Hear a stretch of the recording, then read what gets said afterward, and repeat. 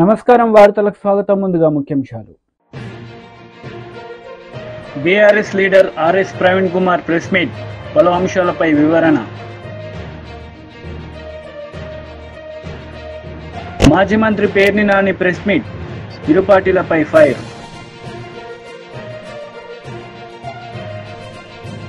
కాంగ్రెస్ నేతలు మీడియా సమావేశం నిర్వహించారు. ఈ సందర్భంగా పలు అంశాలపై వారు మాట్లాడారు.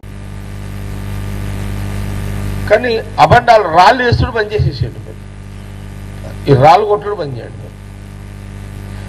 నేను ఇంకొక మరి ముఖ్యమంత్రి రేవంత్ రెడ్డి గారు కాంగ్రెస్ గవర్నమెంట్ మూసీ నది ప్రక్షాళన చేస్తున్నారు అని మీరు నిందలేస్తున్నారు కదా. ఎప్పుడైనా మీరు గంగా నది ప్రక్షాళన చేస్తామని అన్నప్పుడు మీరు అవినీతి చేస్తారు, మోడీ గారు అవినీతి కోసమే గంగానది ప్రక్షాళన అంటుండని అని ఎప్పుడైనా అక్కడ మా రాహుల్ గాంధీ గారు కానీ మా రాహుల్ గాంధీ గారి కింద మాలాంటి నాయకులం ఎప్పుడన్నా మేము మోడీ గారి గురించి ఎప్పుడన్నా నింద చేసిన మాటలు? ఈ జ్ఞానము కూడా బీజేపీ లీడర్షిప్కి లేకపోవడం బాధాకరం. హోందాతత్వం బీజేపీ నాయకులు లేకపోవడం చాలా బాధాకరం. ఒక మంచి పనిని చేసేటప్పుడు మంచి పని అనండి.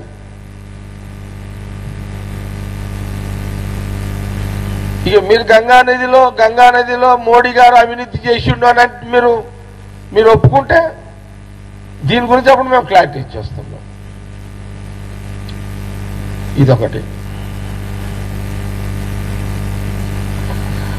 ఇప్పుడు చూడండి, 8 నెలల్లో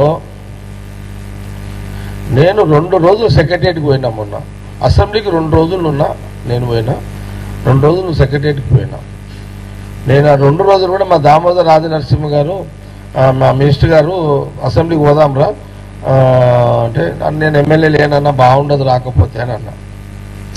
ఏం కాదురా నువ్వు నడు, మన 3 జిల్లాలు సంగారెడ్డి జిల్లా పరిషత్, సంగారెడ్డి మనకు మెదకు సిద్దిపేట, మనము 3 జిల్లా పరిషత్లు గెలవాలి ఈసారి, నువ్వు నాడు సీఎం రేవంత్ రెడ్డి తోటి నరేందర్ తోటి మాట్లాడదాంపా టైం దొరికితే అని నన్ను బండి ఎక్కించుకొని అసెంబ్లీకి వచ్చాడు.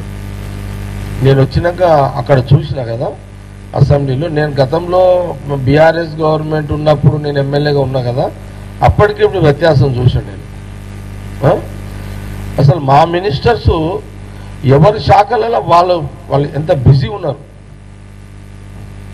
ఎందుకున్నారంటే ఇక్కడ ఈ కాంగ్రెస్ గవర్నమెంట్లో ముఖ్యమంత్రి రేవంత్ రెడ్డి గారి పని సీఎంగా ఆయన పని ఆయన చేస్తున్నాడు, డిప్యూటీ సీఎంగా ఈయన పని ఈయన చేస్తున్నాడు. బట్టి విక్రమార్క, ఉత్తమ్ కుమార్ రెడ్డి గారు ఇరిగేషన్ ఆయన పని చేసినాడు. అసలు మినిస్టర్లు అందరూ చూసిన అంతా కూడా అరే బయటో భాయ్ క్యా గడబడ కర్ రే బయటకు భీ, అర్థమైందా?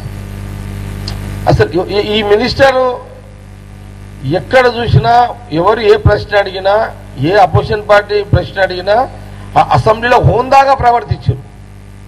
హోందా తత్వం లేని అసెంబ్లీ సమావేశాలు ఎప్పుడు జరిగినాయిరా అంటే 10 ఏళ్ల కాలంలో కేసీఆర్ గారు ముఖ్యమంత్రిగా ఉన్నప్పుడు. హోందా తత్వంగా నడుస్తున్న ఈ అసెంబ్లీ సమావేశాలు ఎప్పుడు రా అంటే కాంగ్రెస్ గవర్నమెంట్ సీఎం రేవంత్ రెడ్డి గారు కాలంలో. హోందాగా నీట్గా ప్రశ్నలకు జవాబులు, జవాబులకు ప్రశ్నలు, ప్రతిపక్షాలకు గొంతు, ఇంత సిస్టమేటిక్గా అసెంబ్లీ సమావేశం జరిగింది. నేను మన సెక్రటరియట్లో ఈ మధ్యలో సెక్రటరియట్కి పోతున్నా. నా సంగారెడ్డి కాన్స్టిట్యూన్సీ సంబంధించింది ముఖ్యమంత్రి గారికి కానీ మన మినిస్టర్స్ అందరికీ రిప్రజెంటేషన్ ఇచ్చినాయి, కొంత ఫాలోఅప్ చేస్తున్నా. అసలు సెక్రటరియట్ కలకల ఆడుతున్నది. పోయిన 10 ఏళ్ల కాలంలో సెక్రటరియట్లో కింద చాలా మంది ఏమంటున్నారంటే అక్కడ పార్కింగ్ జాగా దొరకలేదంట. సెక్రటరియట్లో పార్కింగ్ జాగా దొరకలేదు. ఎందుకు దొరకలేదు అంటే అంతమంది స్వేచ్ఛగా సెక్రటరియట్లోకి వస్తున్నారు, ఎవరు పనులు వాళ్ళు శాఖలలో పోతున్నారు, కన్సల్ట్ డిపార్ట్మెంట్లో పోతున్నారు, పనులు చేసుకుంటున్నారు. ఎంటైర్ ఆల్ మినిస్టర్స్, క్యాబినెట్ మినిస్టర్లు, మా కాంగ్రెస్ మినిస్టర్లు అందరూ అక్కడ మరి సెక్రటరియట్ టైం పెట్టుకొని కూర్చుంటున్నారు. అడంతా గంటలు గంటలు కూర్చుంటున్నారు. రాత్రి 8, 9, 10. నిన్న బట్టి విక్రమార్క సండే రోజు రివ్యూస్ చేసిండు. 3-4 డిపార్ట్మెంట్ బట్టి Vikramarka, finance department, electricity department, 2-3. ఇప్పుడు రేపు 15 లోపల ఇవి ఇంకా బ్యాలెన్స్ చేయాలి కదా, 2 లక్షలు. దాన్ని రివ్యూ. నేను ఒకరోజు శ్రీధర్ బాబు గారిని చూసిన ఇండస్ట్రియల్ మినిస్టర్గా. ఇట్లా మనం ఒక శాఖని కాదు, ఏ శాఖలో చూసుకున్నా ఈ ఉద్యోగాలకు సంబంధించి ఒక కమిటీ చేసిరు మనకు ముఖ్యమంత్రి గారు. దాని కమిటీ చైర్మన్ దామోదర్ గారు, శ్రీధర్ బాబు గారు, సీతక్క, చాలా మంది ఉన్నట్టున్నారు, పొన్న ప్రభాకర్. నేను మన దామోదర్ గారు క్యాబినెట్ ఆయన చాంబర్ ఆయన బంగ్లాకు పోయి చూసిన. అసలు ఎంటైర్ ఆల్ డిపార్ట్మెంట్స్ ఎవరంటే వాళ్ళు వచ్చి దరఖాస్తులు ఇచ్చుకునే పరిస్థితిలో మంత్రుల భవనాలు యాక్టివిటీ అయిపోయినాయి. సరే, కొందరు పనులు అయితే, కొందరు కావు, కొందరు లేట్ అయితే, కొందరు ముందు అవుతాయి, అందరు ఒకటేసారి కాకపోవచ్చు.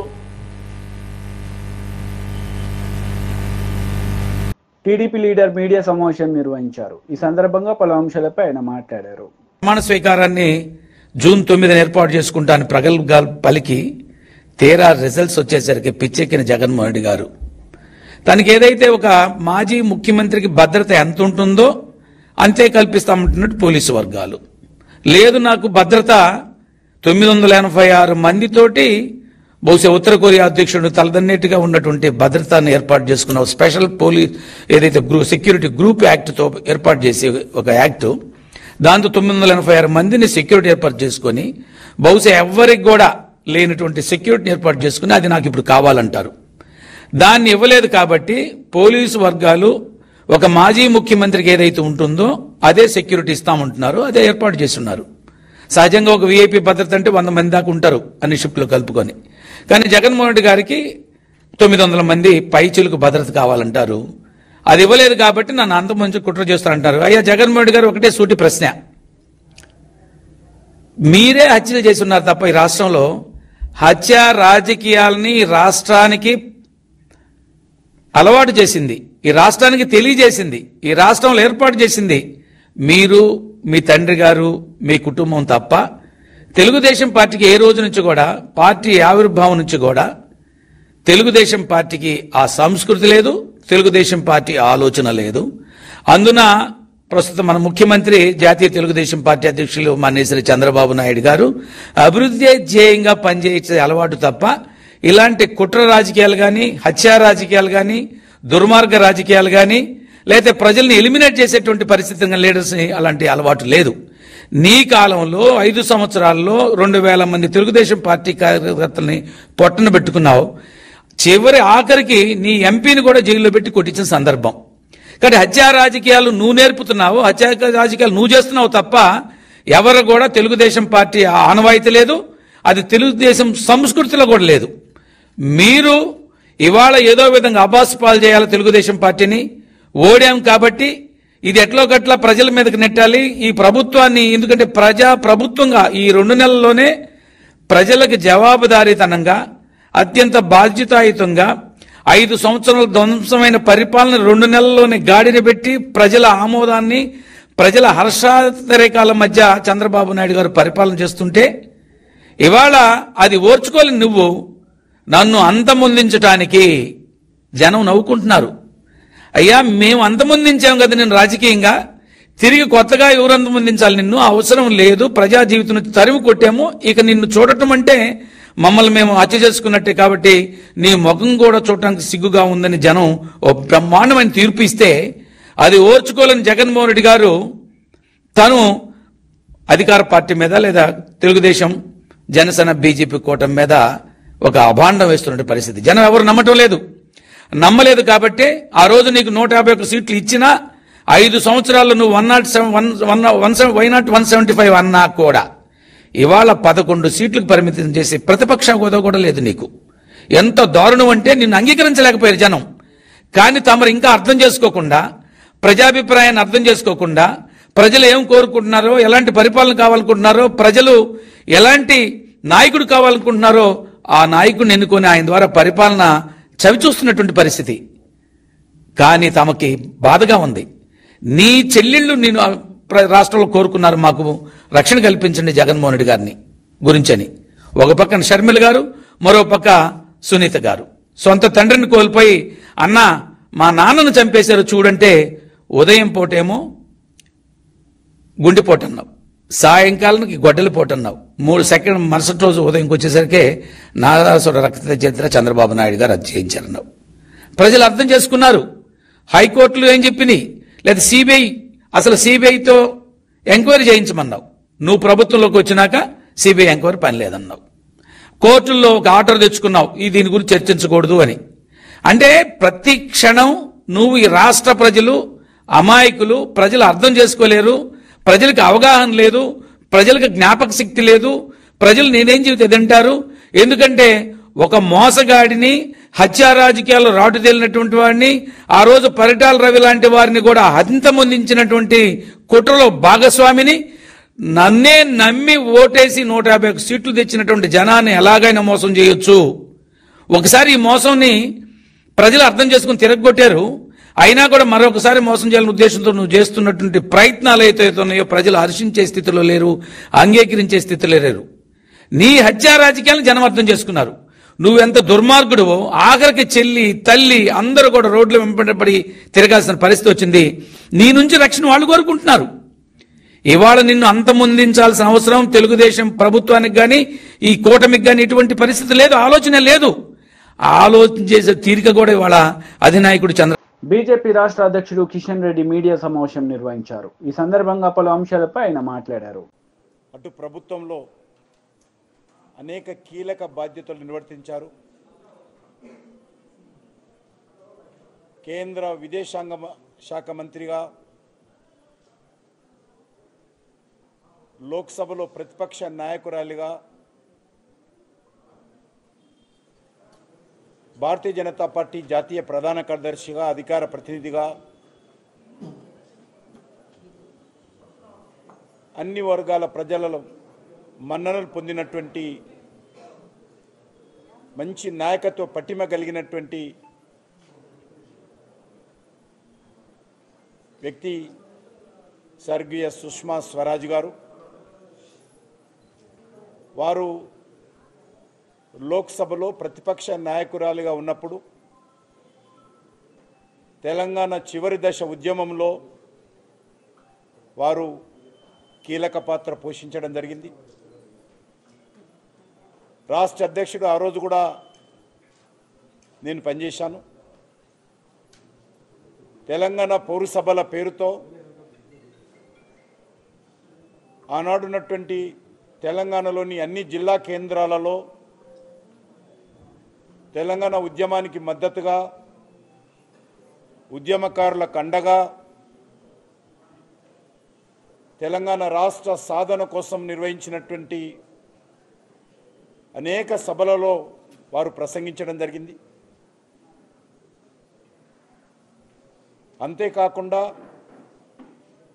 సకల జనుల సమ్మె జరిగినప్పుడు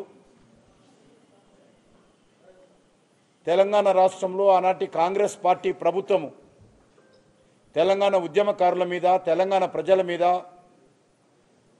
తీవ్రమైనటువంటి పోలీస్ నిర్బంధం పెట్టి అనేక రకాల వేధింపులు చేస్తున్నప్పుడు కూడా పోలీస్ లాఠీలతో,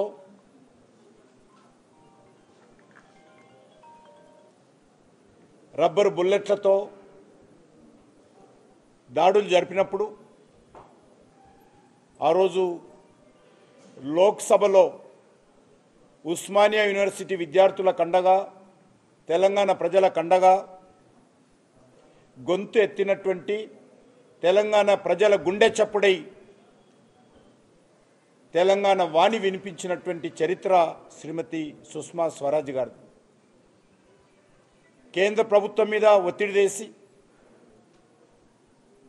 లోక్సభలో బిల్లు పెట్టాలని అనేక సార్లు లోక్సభలో ఆనాటి కాంగ్రెస్ పార్టీ ప్రభుత్వం మీద ఒత్తిడి చేసి తెలంగాణ ప్రజలతో కలిసి కేంద్ర ప్రభుత్వం ముఖ్య మెడలు వంచి తెలంగాణ రాష్ట్ర సాధనలో ప్రముఖ పాత్ర పోషించారు. చివరకు లోక్సభలో బిల్లు పెట్టినప్పుడు ఏకైక నాయకురాలు ప్రతిపక్షం తరఫున తెలంగాణ ప్రజల తరఫున తెలంగాణ రాష్ట్ర ఏర్పాటుకు సంబంధించి విభజన చట్టం పైన మాట్లాడినటువంటి వ్యక్తి శ్రీమతి సుష్మా స్వరాజ్ గారు. చట్టం పెట్టినప్పుడు కూడా ఆ రోజు కాంగ్రెస్ పార్టీ అనేక రకాలుగా మళ్ళీ వాయిదా వేయాలనో బిల్లు పాస్ కాకుండా అడ్డుకోవాలనో ప్రయత్నం చేసి పొగబాంబులు వదిలినప్పుడు కారం నీళ్లు చల్లినప్పుడు కత్తులు పెట్టుకొని లోక్సభలకు వచ్చినప్పుడు వాటన్నిటిగా ఎదిరించి తెలంగాణ ప్రజల తరఫున కాంగ్రెస్ పార్టీ ప్రభుత్వం మీద ఒత్తిడి తెచ్చి బిల్లు పాస్ అయ్యేలా 160 మంది పార్లమెంట్ సభ్యులు తెలంగాణ బిల్లుకు అనుకూలంగా ఓటు వేయించినటువంటి ఘనత శ్రీమతి సుష్మా స్వరాజ్ గారికి దక్కుతుంది. తెలంగాణలో బతుకమ్మ పండుగ అయినా బోనాల పండుగ అయినా ఢిల్లీలో తెలంగాణ ఉద్యమకారులు న్యాయవాదులైనా డాక్టర్లైనా అనేక మంది బీఆర్ఎస్ లీడర్ మీడియా సమావేశం నిర్వహించారు. ఈ సందర్భంగా పలు అంశాలపై ఆయన మాట్లాడారు. 2008లో జరిగిన ఒక సుప్రీంకోర్టు కేసు, ఆ సుప్రీంకోర్టు జడ్జిమెంట్ను అడ్డం పెట్టుకొని ఇవాళ ఆ జీవో 55ను రద్దు చేసి ఈరోజు రేవంత్ రెడ్డి ప్రభుత్వం ఆగా మేఘాల మీద జీవో 29 తీసుకొచ్చి కేసీఆర్ గారు అన్ని వర్గాలకు ఏ విధంగా న్యాయం జరగాలనో స్పష్టంగా వివరించిన జీవో 55 స్థానంలో జీవో 29 తీసుకొచ్చి నిరుద్యోగుల నోట్ల మట్టి కొట్టిందని చెప్పేసి చెప్పడం కోసమే ఈ ప్రెస్ కాన్ఫరెన్స్ ఏర్పాటు చేసినాం. ఇక విషయానికి వస్తే మిత్రులారా,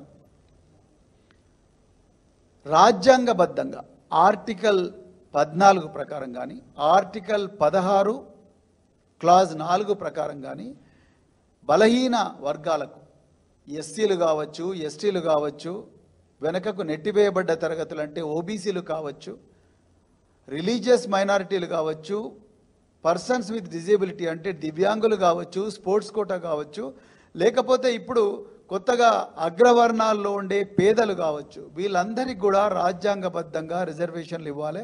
ఇవి ప్రతి దశలో కూడా రిజర్వేషన్లు అమలు చేయాలనేది రాజ్యాంగం చెప్తా ఉన్నది. చాలా పబ్లిక్ సర్వీస్ కమిషన్స్ కూడా ఇదే విషయం చెప్తున్నాయి. సుప్రీంకోర్టు ఎన్నో సందర్భాల్లో జడ్జిమెంట్లో కూడా చాలా స్పష్టంగా సామాజిక న్యాయం పాటించాలని చెప్పి సుప్రీంకోర్టు చెప్పింది. కానీ ఇవాళ తెలంగాణ ప్రభుత్వం, తెలంగాణ పబ్లిక్ సర్వీస్ కమిషన్ ఈ ప్రాథమిక సూత్రానికి, రాజ్యాంగబద్ధమైన సూత్రానికి తూట్లు పొడుస్తూ ఉన్నది. దానివల్ల చాలామంది నిరుద్యోగులకు అన్యాయం జరుగుతున్నది. ఇక గ్రూప్ 1 ఎగ్జామ్ విషయానికి వస్తే మీ అందరికీ కూడా తెలుసు, ఆనాడు కేసీఆర్ గారు గ్రూప్ 1 నోటిఫికేషన్ ఇవ్వడమే కాకుండా గ్రూప్ 1లో ప్రిలిమినరీలో ఏ విధంగా రిజర్వేషన్ పాటించాలి, మెయిన్లో ఏ విధంగా రిజర్వేషన్ పాటించాలనేది చాలా స్పష్టంగా ఒక జీవో నెంబర్ 55 ద్వారా స్కీమ్ ఆఫ్ ఎగ్జామినేషన్ కూడా ఇవ్వడం జరిగింది. కానీ ఈరోజు రేవంత్ రెడ్డి గారి ప్రభుత్వం నిరుద్యోగులను ఆదుకుంటామని చెప్పి, జాబ్ క్యాలెండర్ ఇస్తామని చెప్పి నిరుద్యోగులను మోసం చేస్తూ, నిరుద్యోగుల్లో సామాజిక న్యాయం కూడా పాటించకుండా, రాజ్యాంగం చెప్పిన ఇవి పాటించకుండా జీవో 29 తీసుకొచ్చి, దానికి ఉదాహరణకు మీకు గ్రూప్ 1లో 563 పోస్టులు ఆనాడు కేసీఆర్ గారు 503 పోస్టులకు ఇస్తే, ఈ ప్రభుత్వం 60 పోస్టులు ఎక్స్ట్రాగా కలిపి 563 పోస్టులకు 21 జూన్ 2024లో మరి మళ్ళీ ఇచ్చి, తర్వాత ఎగ్జాము జూన్ 9 నాడు కండక్ట్ చేసిండ్రు. రిజల్ట్స్ జూలై 28 నాడు రిజల్ట్స్ డిక్లేర్ చేసిండ్రు. టోటల్గా ఈ ఎగ్జామ్కు ఆ పరీక్ష రాసిన అభ్యర్థుల సంఖ్య 3,02,172 మంది. మరి ఒక పోస్టుకు 50 మంది అభ్యర్థులను మెయిన్కు సెలెక్ట్ చేయాలంటే 1:50 నిష్పత్తిలో 50 మంది అభ్యర్థులను ఒక పోస్టుకు చేస్తే టోటల్గా 28,150 మంది అభ్యర్థులు రావాలి. 28,150 మంది అభ్యర్థులను కేసీఆర్ గారు తలపెట్టిన జీవో 55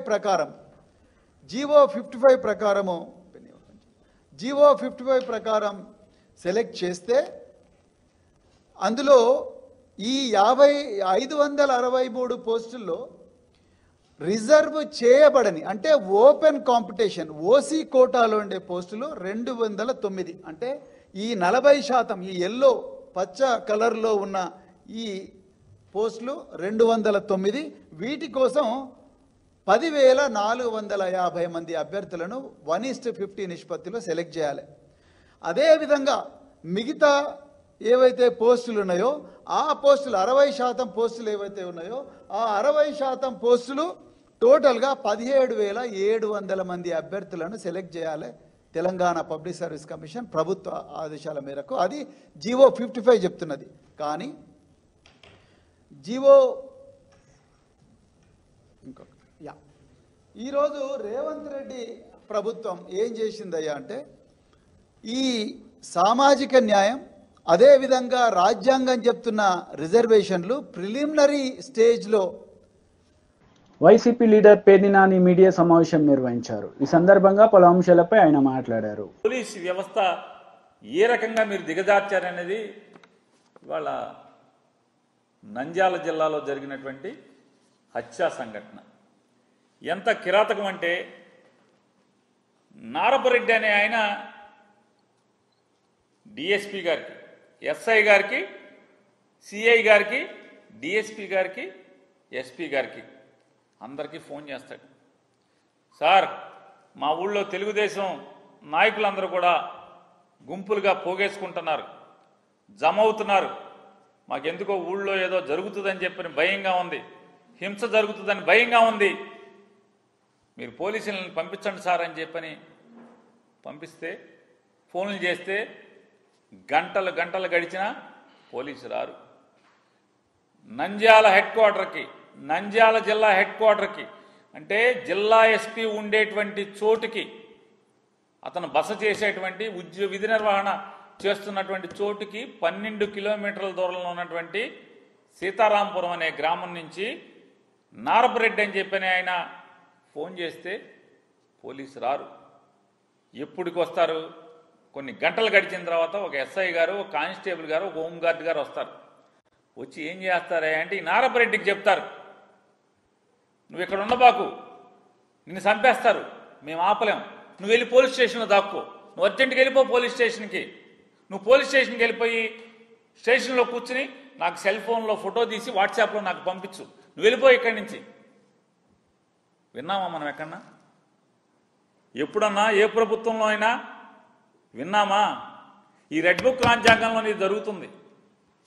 పోలీసులు అయ్యా నన్ను చంపుతున్నారని ఎస్పీకి ఫోన్ చేసి చెప్తే చంపటానికి ప్రిపేర్ అవుతున్నారు, వస్తున్నారని చెప్పని ఒక 3 గంటల తర్వాత ఎస్ఐ వస్తాడు, 2 పోలీసులను వెంపడి పెట్టుకొస్తాడు. నేను నిన్ను ఆపలేను, నువ్వు వెళ్ళిపోయి ఇక్కడి నుంచి. ఎస్ఐ గారు, ఒక పోలీసు సబ్ ఇన్స్పెక్టర్ గారు, నిన్ను కాపాడలేను, నిన్ను చంపేస్తారు, నువ్వు వెళ్ళిపో పోలీస్ స్టేషన్కి. పోలీస్ స్టేషన్కి వెళ్ళిపోయి నాకు వాట్సాప్లో ఫోటో దిగి నాకు పంపించు. రెడ్ బుక్ రాజ్యాంగం పోలీసు ఎలా ఉందో చూసుకోండి ఒకసారి. పాపం ఈ నారపరెడ్డి గారు పోలీస్ స్టేషన్కి వెళ్ళిపోతే ఈలోపు మొత్తం స్వైర వ్యవహారం. శ్రీనివాసరెడ్డి అనేటువంటి రౌడీ షీటరు, శ్రీనివాసరెడ్డి అనేటువంటి ఒక గూండా మందిని వేసుకుని, రౌడీ షీటర్లను వేసుకుని, కిరాతకులను వేసుకుని ఊరేగింపుగా కత్తులతో రాడ్లతో ఊరంపట ఊరేగుతూ బయలుదేరి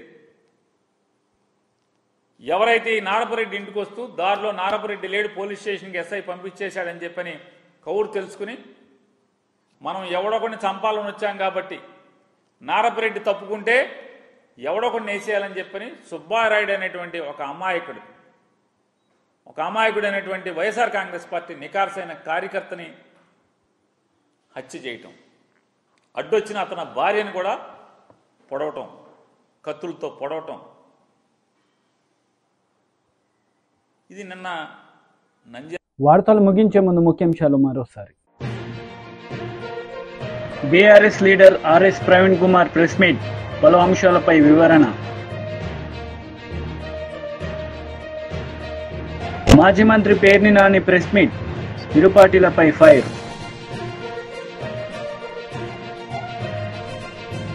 ఈ వార్తలు ఇంతటితో సమాప్తం. తిరిగి ప్రసారమయ్యే వార్తల్లో మళ్ళీ కలుద్దాం. అంతవరకు సెలవు. నమస్తే.